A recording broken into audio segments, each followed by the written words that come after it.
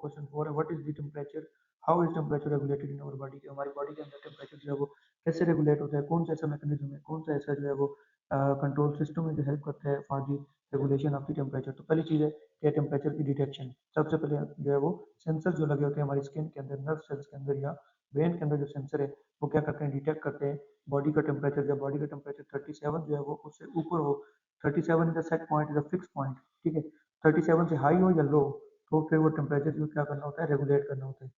Number two जो है वो कोऑर्डिनेशन। कोऑर्डिनेशन का मतलब है हाइपोथैलेमस के अंदर जो है वो in the brain act as a control system. तो कंट्रोल सेंटर जो है वो सारी चीज़ जो है वो देख रहा है, वो प्रोसेस करेगा सेंसर के डेटे को और एक्टिवेट करेगा किसको, रिस्पॉन्स को। यानी टेम्परेचर हाई है तो सेंसर क्या बताएंगे, हाई टेम्परेचर। हाइपोथैलेमस के पास हाई टेम्परेचर जाएगा, हाइपोथैलेमस क्या करेगा, उसको प्रोसेस करेगा, ठीक है, और रिस्पॉन्स को एक्टिवेट करेगा, इफेक्टर्स को, ठीक है। तो इफेक्टर क्या करेंगे, उसको लो करेंगे। थर्ड हमारे पास चीज़ जो होती है वो रिस्पॉन्स है, यानी इफेक्टर्स को जो है वो एक्टिवेट करेगा, स्वेट ग्लैंड को एक्टिवेट करेगा कि वो बॉडी को क्या करे, कूल करे।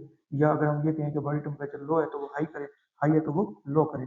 तो this is actually the negative feedback loop. Negative feedback mechanism क्या है कि जो हमारे पास स्टिमुलस होता है और रिस्पॉन्स जो होता है वो अपोजिट डायरेक्शन में होते हैं, ठीक है।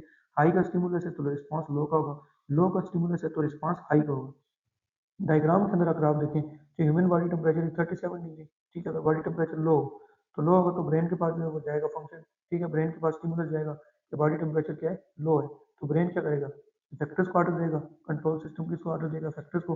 तो वो देगा स्किन ब्लड वेसल जो है वो कंस्ट्रिक्ट करेगा ताकि हीट लॉस क्या हो, कम हो। टेम्परेचर ऑलवेज ऑलरेडी जो है वो लो है तो हीट लॉस भी कम हो। तो हाइपोथैलेमस भी क्या करेगा, डिटेक्ट करेगा, वो स्केलेटल मसल को एक्टिवेट करेगा और शिवरिंग थर्मोजेनेसिस होगी, ठीक है।